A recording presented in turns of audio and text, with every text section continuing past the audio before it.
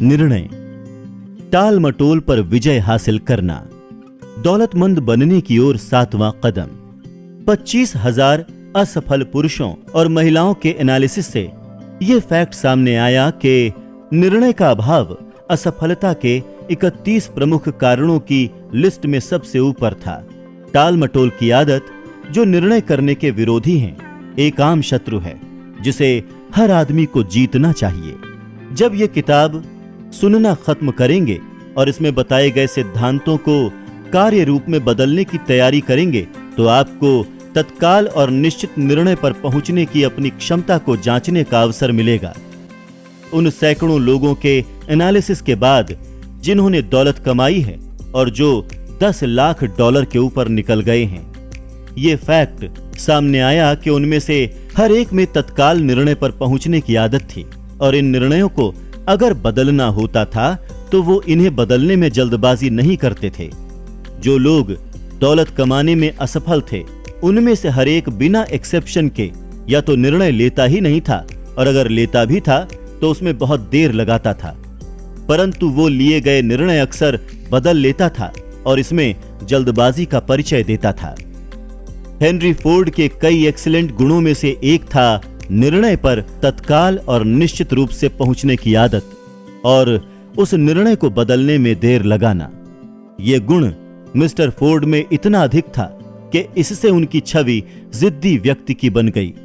यही गुण था जिसकी वजह से मिस्टर फोर्ड ने अपना प्रसिद्ध मॉडल टी दुनिया की सबसे खूबसूरत कार बनाना जारी रखा, जबकि उनके सभी कंसल्टेंट्स और कार के कई खरीदार भी इसे बदलने के लिए उनसे आग्रह कर चुके थे। शायद मिस्टर फोर्ड ने इस बदलाव को करने में बहुत देर लगा दी, पर कहानी का दूसरा पहलू यह है कि फोर्ड के दृढ़ निश्चय की वजह से ही वो बेहद अमीर बने। इसके पहले के मॉडल में परिवर्तन आवश्यक हुआ। इसमें कोई संदेह नहीं है कि फोर्ड की निश्चित निर्णय पर पहुंचने की आदत को उनकी जिद माना गया, पर यह गुण निर्णय पर देर से पहुंचने और उन्हें जल्दी बदलने से फिर भी बेहतर है। अधिकांश लोग जो अपनी आवश्यकताओं के अनुरूप धन कमाने में असफल रहते हैं, आमतौर पर दूसरों के विचारों से आसानी से प्रभावित हो जाते हैं। वो अपने लिए सोचने का काम अखबारों और गपशप करने वाले पड़ोसियों पर छोड़ देते हैं। राय दुनिया की सबसे सस्ती वस्तु है। ये हर एक के पास उपलब्ध होती है, जो उस व्यक्ति पर थोप दी जाती है जो उन्हें स्वीकार करता है। अगर आप निर्णय पर पहुंचते समय दूसरों की राय से प्रभावित होते हैं तो आप अपनी इच्छा को धन में बदलने की बात छोड़ ही दें। किसी भी काम में आप सफल नहीं होंगे। अगर आप दूसरों की राय से ही प्रभावित होते रहते हैं तो आपकी अपनी कोई इच्छा नहीं होगी। जब आप यहां पर बताए गए सिद्धांतों को कार्य रूप में बदलना शुरू करें तो अपने खुद ब खुद के निर्णयों पर पहुंचें और उनका अनुसरण करके अपने कंसल्टेंट स्वयं बने। अपने मास्टरमाइंड समूह के सदस्यों के अलावा किसी दूसरे को अपने विश्वास में न लें। अपने मास्टरमाइंड समूह से बचने के बारे में बेहद सतर्क रहें ताकि आप केवल उन्हीं को ही चुनें जो आपके लक्ष्य के प्रति पूरी सहानुभूति और उत्साह का अनुभव करते हैं। यह भी याद रखें कि जब भी आप किसी ऐसे आदमी के सामने अपना मुंह खोलते हैं जिसमें ज्ञान की भरमार है, तो आप उस व्यक्ति के सामने अपने ज्ञान के पूरे स्टॉक या उसकी कमी को प्रदर्शित करते हैं। वास्तविक ज्ञान आमतौर पर विनम्रता और मौन के द्वारा झलकता है। इस फैक्ट को भी दिमाग में रखें कि आप जिस भी व्यक्ति से जूझते हैं वो भी आपकी ही तरह पैसे कमाने के अवसर तलाश रहा है। अगर आप अपनी योजनाओं के बारे में अधिक खुलकर बात करेंगे तो आपको ये जानकर आश्चर्य होगा कि सामने वाले आदमी ने आपसे पहले ही आपके लक्ष्य को फंक्शनल कर लिया है, जिसकी योजनाओं के बारे में आपने मूर्खतावश बड़बोलापन दिखाया था। आपका सबसे पहला निर्णय यह होना चाहिए कि आप अपना मुंह बंद रखें और अपने कान एवं आंखें खुली रखें। इस सलाह का पालन करने की याद दिलाने के लिए यह उपयोगी होगा। अगर आप आगे बताई गई कहावत को बड़े अक्षरों में लिख लें और किसी ऐसी जगह पर रख दें जहां आप इसे हर रोज देख सकें, तो ये आपके लिए फायदे का सौदा होगा। और वो कहावत है, दुनिया को बताएं कि आप क्या करना चाहते हैं, पर बताने से पहले इसे करके दिखा दें। इसे दूसरे तरीके से कहा जाए तो शब्द नहीं बल्कि कर्म प्रधान होता है। निर्णयों का महत्व उस साहस पर निर्भर करता है जो उन्हें लेने के लिए जरूरी होता है। महान निर्णय जो आगे चलकर कल्चर के आधार स्तंभ बने, बहुत जोखिम भरे निर्णय थे, जिसमें मृत्यु का खतरा भी शामिल था। दासों को मुक्त करने का लिंकन का प्रसिद्ध निर्णय, जिसने अमेरिका के अश्वेत लोगों को स्वतंत्रता दी, ये जानते हुए लिया गया था कि इस काम के बाद हजारों दोस्त और राजनैतिक समर्थक उसके विरोधी बन जाएंगे। अपने व्यक्तिगत विश्वास के बारे में समझौता करने की बजाय जहर भरा प्याला पीने का सुकरात का निर्णय एक साहसिक निर्णय था। इससे उन्होंने समय के रुख को 1000 साल बाद की तरफ मोड़ दिया और उन लोगों को विचार और शब्दों की स्वतंत्रता का अधिकार दिलवाया जो तब पैदा भी नहीं हुए थे। जब जनरल रॉबर्ट ई ली यूनियन के साथ दोराहे पर आए और उन्होंने दक्षिण का समर्थन करने का निर्णय लिया, तो उनका निर्णय भी एक साहसिक निर्णय था, क्योंकि वो अच्छी तरह से जानते थे कि बहुत से लोगों की मृत्यु होगी और इसमें उनकी जान भी जा सकती है। अब तक का सबसे महान निर्णय फिलाडेल्फिया में 4 जुलाई सन 1776 को लिया गया, जब 56 लोगों ने एक दस्तावेज पर अपने नाम लिखकर हस्ताक्षर किए और वो जानते थे कि इससे या तो सारे अमेरिकी लोग स्वतंत्र हो जाएंगे या फिर ये सभी 56 लोग फांसी के फंदे पर लटक जाएंगे। आपने इस प्रसिद्ध दस्तावेज के बारे में तो सुना होगा, परंतु आप शायद इससे व्यक्तिगत उपलब्धि का महान सबक सीखना भूल गए होंगे जो ये इतने सीधे ढंग से सिखाता है। हम सभी को उस महत्वपूर्ण निर्णय की तारीख याद है, परंतु हम में से बहुत कम लोगों को ये एहसास है कि इस निर्णय को लेने में कितने साहस की जरूरत थी। हमें अपना इतिहास याद है क्योंकि ये हमें पढ़ाया जाता है। हमें तारीखें याद हैं, लड़ने वाले योद्धाओं के नाम याद हैं। हमें वैली फोर्ज और यॉर्कटाउन याद है। हमें जॉर्ज वॉशिंगटन और लॉर्ड कॉर्नवालिस याद है, परंतु हमें इन नामों, तिथियों और स्थानों के पीछे उन वास्तविक शक्तियों के बारे में बहुत कम पता है जिसने हमारी स्वतंत्रता सुनिश्चित की, और ये यॉर्कटाउन में वॉशिंगटन की सेनाओं के पहुंचने से काफी पहले ही हो गया था। इसे ट्रेजेडी ही कहा जाना चाहिए कि इतिहास के लेखकों ने पूरी तरह से उस महान शक्ति का डिस्क्रिप्शन नहीं दिया जिसने इस देश को जन्म दिया, इसे स्वतंत्रता दी और दुनिया के सभी देशों के सामने स्वतंत्रता के नए मानक स्थापित किए। मैं इसे ट्रेजेडी मानता हूं क्योंकि यही वो शक्ति है जिसका प्रयोग व्यक्ति जीवन में कठिनाइयों और बाधाओं को पार करने में करता है और जीवन को मांगी गई कीमत चुकाने को विवश करता है। हम अतीत में उन घटनाओं की ओर देखें जिन्होंने इस शक्ति को जन्म दिया। कहानी बॉस्टन में 5 मार्च सन 1770 की घटना से शुरू होती है। ब्रिटेन के सिपाही सड़कों पर चक्कर लगा रहे थे और अपनी उपस्थिति में नागरिकों को खुलकर धमकी दे रहे थे। कॉलोनियल लोग अपने बीच में मार्च कर रहे हथियारबंद सैनिकों से चिढ़ गए और उन्होंने अपनी चिढ़ को खुलकर एक्सप्रेस करना शुरू किया और भ्रमण कर रहे और चक्कर लगा रहे उन सैनिकों पर पत्थर और नारे बरसाए, जब तक कि उनके नायक ने यह आदेश नहीं दिया कि संगीने तान लो, हमला कर दो। युद्ध शुरू हो गया। उसमें कई लोग मारे गए और बहुत से लोग घायल हुए। इस घटना से इतना विद्वेष फैला कि प्रोविंशियल सभा, जिसमें प्रख्यात कॉलोनियल लोग थे, उन्होंने निश्चित एक्शन लेने के उद्देश्य से एक मीटिंग बुलाई। उस सभा के 2 सदस्य जॉन हैनकॉक और सैमुअल एडम्स थे। वो साहस के साथ बोले और उन्होंने ये घोषणा की कि बॉस्टन से सभी ब्रिटिश सैनिकों को बाहर निकालने का प्रस्ताव पारित करना चाहिए। याद रखें, इन 2 लोगों की वजह से जो फैसला हुआ उसे उस स्वतंत्रता की शुरुआत कहा जा सकता है जिसका आज सभी लोग उपभोग कर रहे हैं। ये भी याद रखें कि इन दो लोगों को यह निर्णय लेने के लिए बहुत आस्था और साहस की जरूरत थी, क्योंकि ये एक खतरनाक फैसला था। सभा के खत्म होने से पहले सैमुअल एडेंस को नियुक्त किया गया कि वो प्रांत हचिंसन से मिलने जाएं और ब्रिटिश टुकड़ियों की वापसी की मांग करें। उनका आग्रह मान लिया गया और टुकड़ियां बॉस्टन से हट गईं। परंतु ये चैप्टर यहीं समाप्त नहीं हुआ। इसने एक ऐसी स्थिति उत्पन्न कर दी थी जिससे पूरी मानव सभ्यता का इतिहास बदल गया। रिचर्ड हेनरी ली इस कहानी में एक महत्वपूर्ण तत्व इसलिए बने क्योंकि उनमें और सैमुअल एडेंस में अक्सर पत्राचार होता रहता था, जिसमें वो अपने प्रांत के लोगों के कल्याण के बारे में आशा और डर को खुलकर बताते थे। इस आदत से एडेंस के मन में यह विचार आया कि 13 कॉलोनियों के बीच पत्रों के आपसी आदान प्रदान से उनके प्रयासों में सिमेट्री आ जाएगी, जो समस्याओं को सुलझाने के संबंध में बहुत सहायक सिद्ध होगी।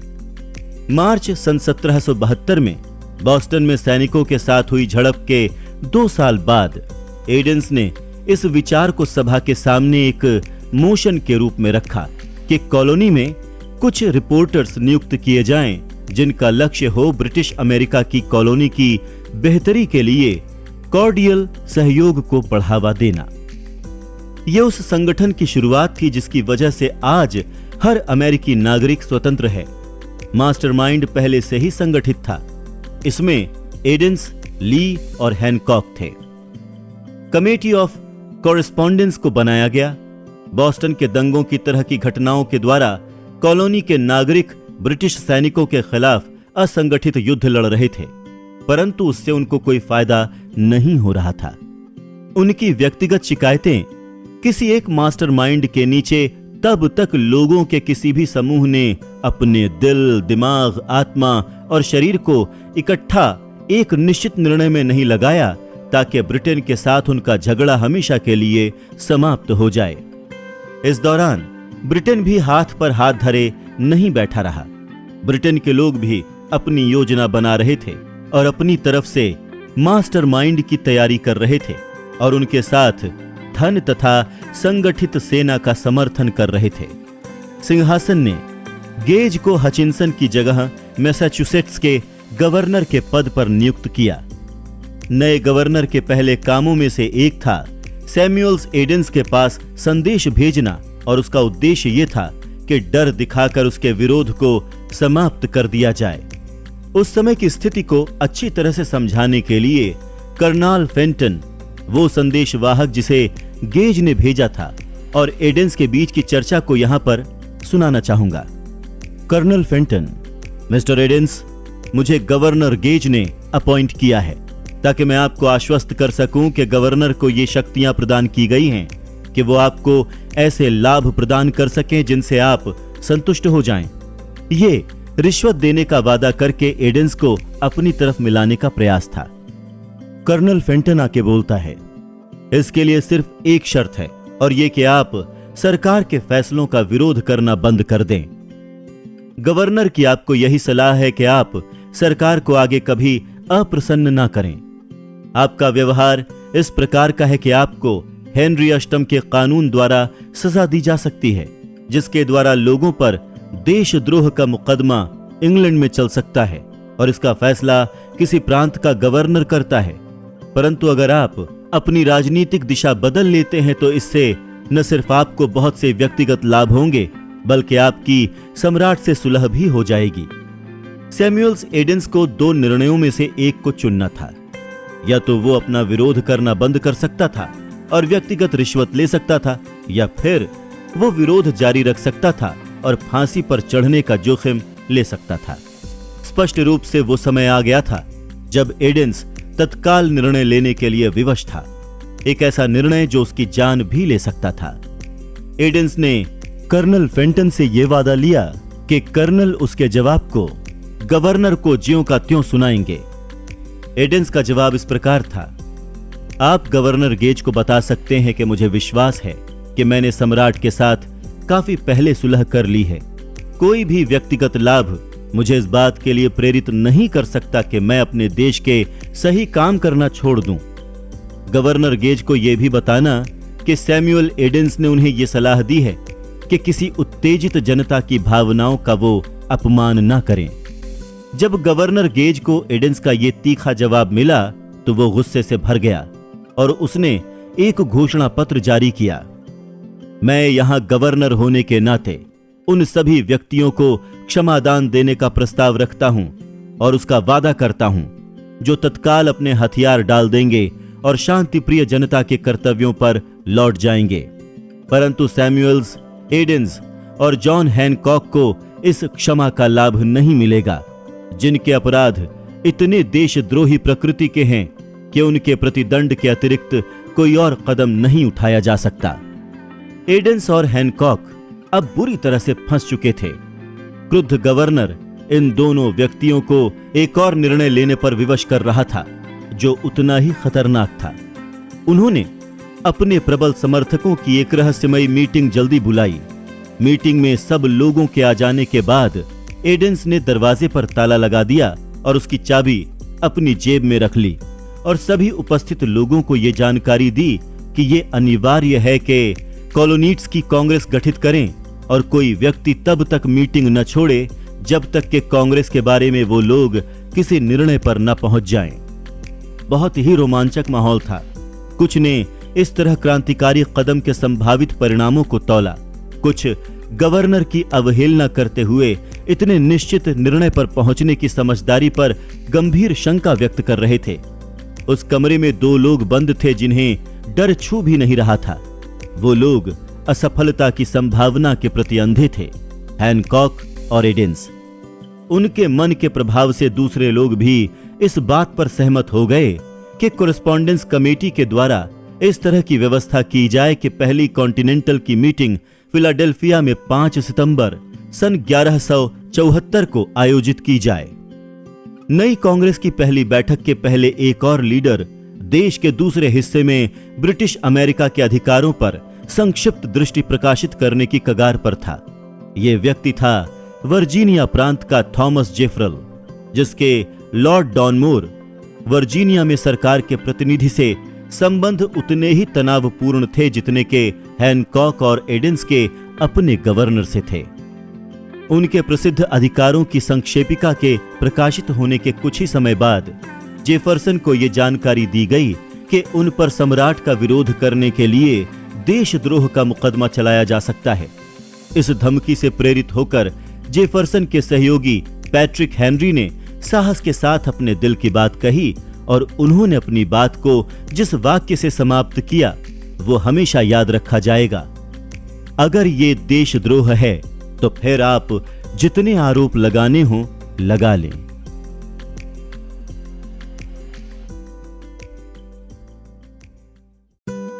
इस तरह के लोग कॉलोनियों के भविष्य पर गंभीर सोच विचार करते हुए बैठे थे, जिनके पास न तो शक्ति थी, न ही सत्ता, न ही सैनिक बल और न ही पैसा। इन्हीं लोगों के कारण पहली कांस्टेबल कांग्रेस शुरू हुई और 2 साल तक रुक रुक कर चलती रही। फिर 7 जून सन 1776 को रिचर्ड हेनरी ली उठे और उन्होंने अध्यक्ष को संबोधित करते हुए सभा के सामने प्रस्ताव रखा। महोदय, मैं ये प्रस्ताव रखना चाहता हूं कि यूनाइटेड कॉलोनियां स्वतंत्र और आजाद राज्य हैं, जिसका उन्हें अधिकार है और उन्हें ब्रिटिश साम्राज्य से अपनी दास्ता के बंधन तोड़ लेने चाहिए और ग्रेट ब्रिटेन से सारे राजनीतिक संबंध पूरी तरह से समाप्त कर लेने चाहिए। ली के सनसनीखेज प्रस्ताव पर गर्मागर्म बहस हुई और ये इतनी लंबी चली कि उसका धैर्य जवाब दे गया। अंत में कई दिनों की बहस के बाद वो फिर से फर्श पर आया और स्पष्ट और दृढ़ आवाज में बोला, अध्यक्ष महोदय, हम कई दिनों से इस विषय पर चर्चा कर रहे हैं। यही एकमात्र रास्ता है जिस पर हम चल सकते हैं। फिर हम और ज्यादा विलंब क्यों कर रहे हैं? बहस में समय क्यों गंवाया जाए? इस सुखद दिन अमेरिकन गणराज्य का जन्म हो जाने दें, उसे उठ खड़ा होने दें और हमारा ये राज्य विनाश और विजय पर आधारित नहीं होगा, बल्कि इसके माध्यम से तो शांति और कानून के राज्य की पुनर्स्थापना होगी। इसके पहले कि उनके प्रस्ताव पर अंतिम वोटिंग हो, ली को वर्जीनिया वापस लौटना पड़ा क्योंकि उनके परिवार में गंभीर बीमारी हो गई थी। परंतु जाने से पहले उन्होंने इस काम का बीड़ा अपने मित्र जेफरसन के हाथों में सौंपा, जिसने तब तक संघर्ष करने का वादा किया जब तक के सकारात्मक एक्शन नहीं लिया जाता। उसके कुछ दिन के बाद कांग्रेस के प्रेसिडेंट हैनकॉक ने जेफरसन को स्वतंत्रता का घोषणा पत्र तैयार करने वाली कमेटी का चेयरमैन बना दिया।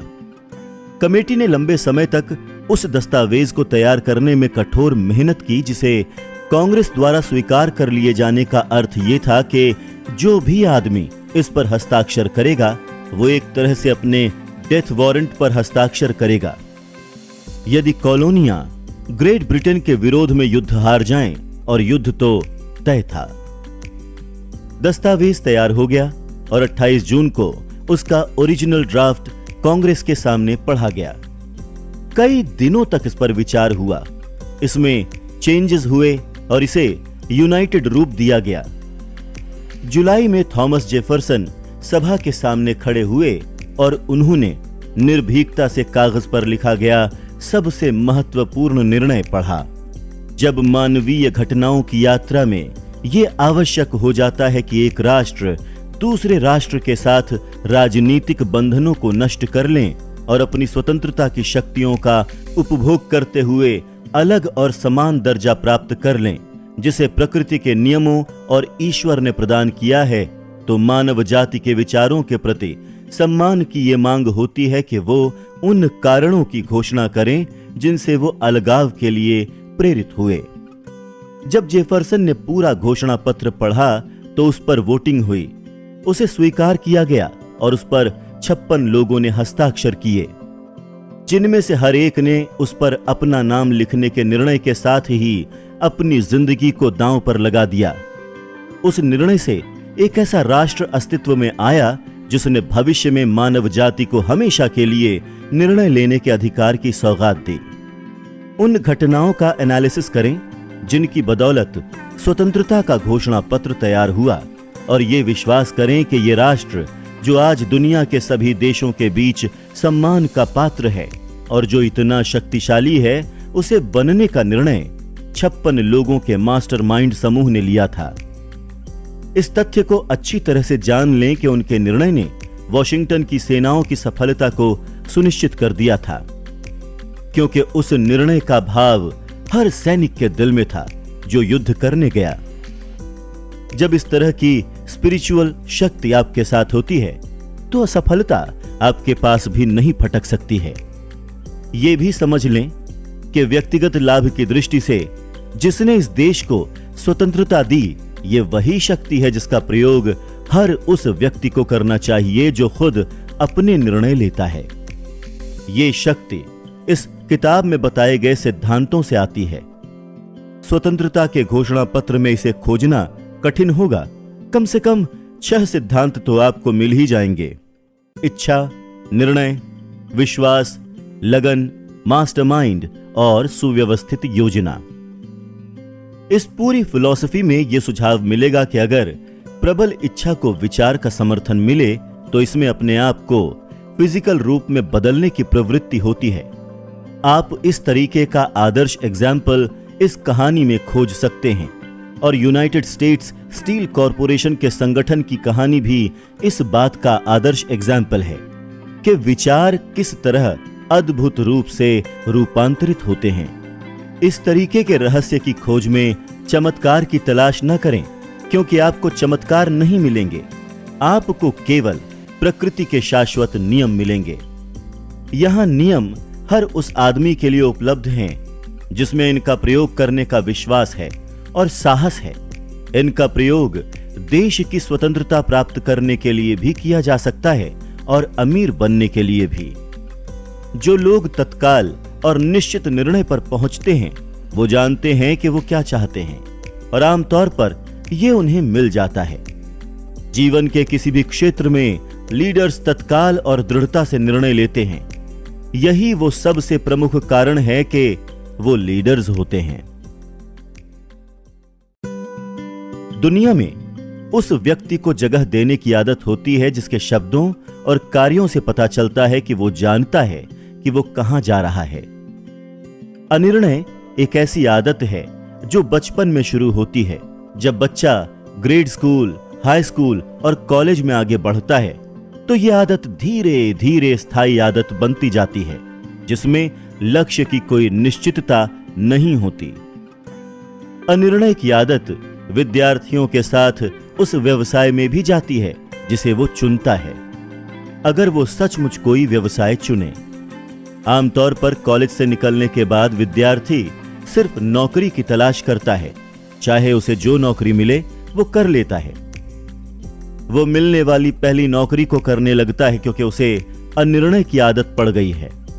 96% लोग आज ऐसे पदों पर सिर्फ तनख्वाह के लिए काम कर रहे हैं क्योंकि उनमें किसी निश्चित पद की योजना बनाने के लिए निश्चित निर्णय लेने की शक्ति की कमी थी, और उनमें यह ज्ञान भी नहीं था कि एम्प्लॉयर का चुनाव कैसे किया जाए। निश्चित निर्णय लेने में हमेशा साहस की आवश्यकता होती है, कई बार तो बहुत अधिक साहस की।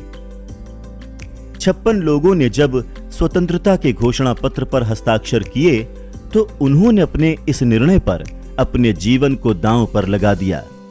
जो व्यक्ति किसी पद को हासिल करने के लिए निश्चित निर्णय पर पहुंचता है और जीवन में अपनी सेवाओं को वही कीमत वसूल करता है जो वो चाहता है, वो अपने इस निर्णय पर अपने जीवन को तो दांव पर नहीं लगाता है। आर्थिक स्वतंत्रता, अमीरी, अपेक्षित बिजनेस और प्रोफेशनल पद उस व्यक्ति की पहुंच में नहीं है जो इन चीजों की आशा करने, इनकी योजना बनाने और इनकी मांग करने को नजरअंदाज करता है या इससे इनकार करता है। वो व्यक्ति निश्चित रूप से दौलत कमा सकता है जो उस तरह से अमीरी की इच्छा रखे जिस तरह सैमुअल एडम्स ने कॉलोनियों की स्वतंत्रता की इच्छा की थी। आधुनिक वक्त का सबसे बढ़िया एग्जाम्पल फेडरल एक्सप्रेस के फाउंडर फ्रेड स्मिथ हैं, जिन्होंने निर्णय लेने का साहस किया। जब वो येल विश्वविद्यालय से इकोनॉमिक्स की शिक्षा ग्रहण कर रहे थे तब उनके प्रोफेसर ने बताया कि निकट भविष्य में एयर फ्राइट ही एयरलाइंस का धन कमाने का मुख्य स्रोत होगा। इसके विपरीत स्मिथ ने परीक्षा में बिल्कुल उलट लिखा। उनका मानना था कि यात्रियों के लिए जो रूट है वो वस्तुएं ले जाने के लिए उचित नहीं है। उन्होंने पाया कि सामान अधिक होने के साथ उनका किराया कम नहीं होगा।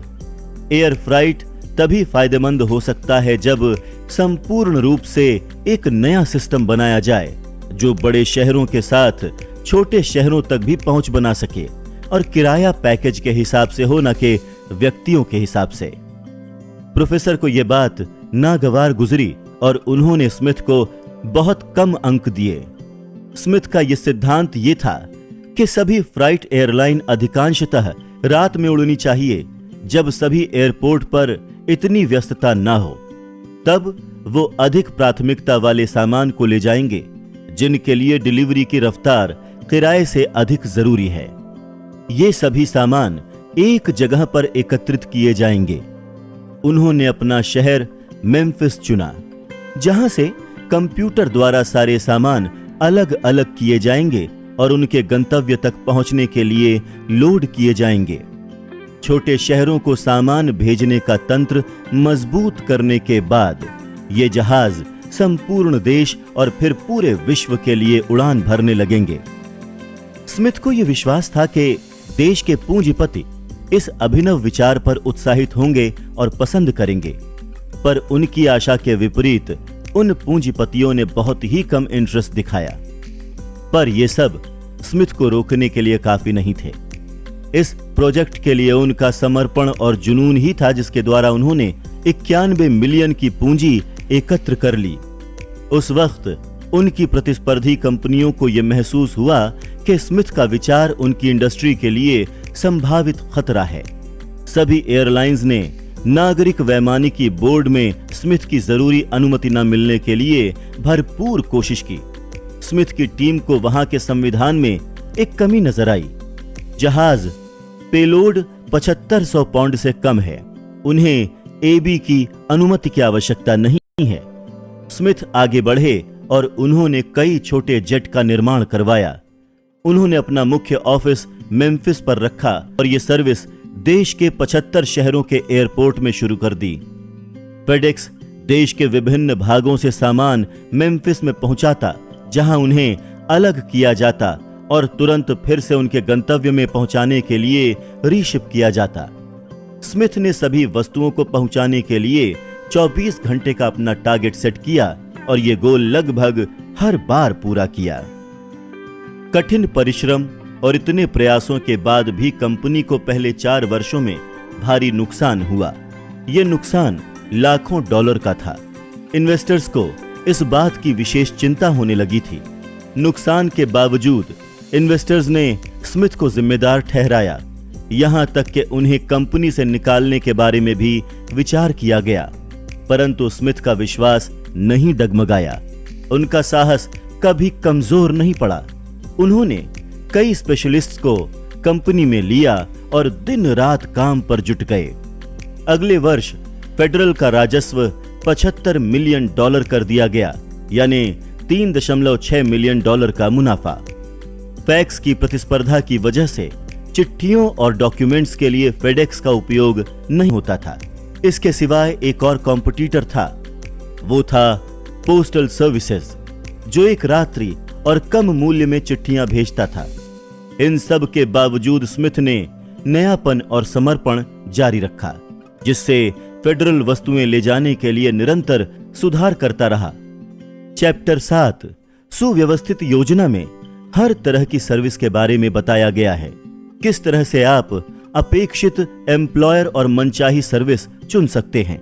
ये सुझाव तब तक कारगर नहीं साबित होंगे जब तक कि आप इन योजनाओं को एक्शन प्लान में नहीं ढालते हैं।